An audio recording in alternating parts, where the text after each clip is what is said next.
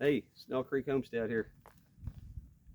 We're butchering steer this weekend, so we got one on the meat hook here, and uh, so I started out raising my beef with GMO feed mill grain and taking them to butcher shops and have them process them. That was good. I mean, they was still the best meat. You tasted no comparison to a store. The store's just awful tasting. But then you can start getting down into a non-GMO grains. Pretty expensive, especially feeding the cow out.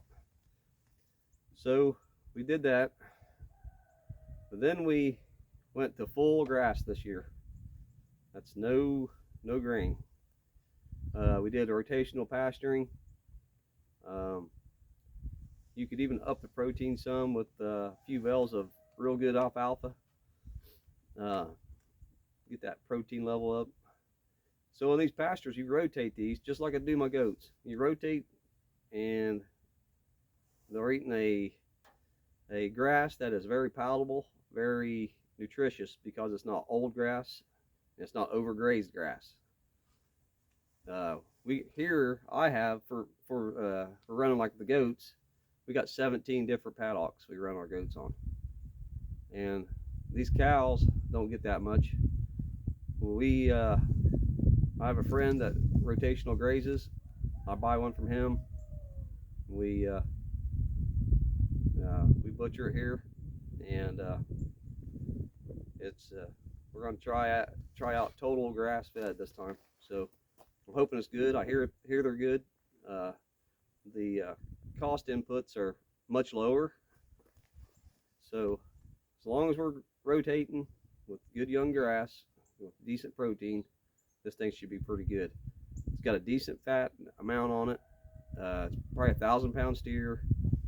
Um, Downsides would be, I would say, it takes longer to raise than to get to whatever weights you want. We could probably, if we poured the grain to it, the same amount of time, I would say it would be weighing 1,400 pounds instead of just the 1,000 pounds it is. But here you got that grain again, right? Rough on ruminants. So I'll show you what I got hanging on the hook here. Last night it was 27 degrees. We're going to hang this thing for minimum 3 days. We're going to watch the weather. The weather is supposed to be under 40, from 40 down to 25. So I'm going to watch it, make sure we ain't getting freezing, make sure we're not, going to get over 40. 40 degrees don't bother me. It's in the shade also. So I'm going to stop the video, and we're going to walk up here and show you what I got hanging, and we'll talk a little bit more. Well, this is beef. Got her cooling out. Not frozen at all. It's feeling like it's cooling real well. We're still in the shade here. We'll be in the shade all day. I think today it ain't gonna get to the 40s today, I don't believe. So it's gonna be good. So you can take your beef to a butcher shop. A lot of them's a year out, which is pretty good amount of time to wait on a beef to know when it's ready, but that's the way it is. You'll pay probably between 60 cents a pound hanging weight, maybe up. I've seen upwards of 90, but not around here, I don't believe. So we're gonna butcher this ourselves, and I don't know, we'll show you some videos when I start cutting it up. So we're gonna work on them hard skills we're talking about on a lot of these videos. Make your life a little more resilient.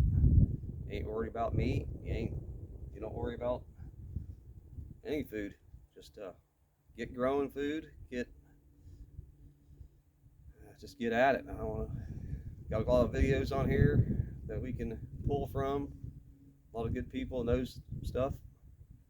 So let's work on hard skills, and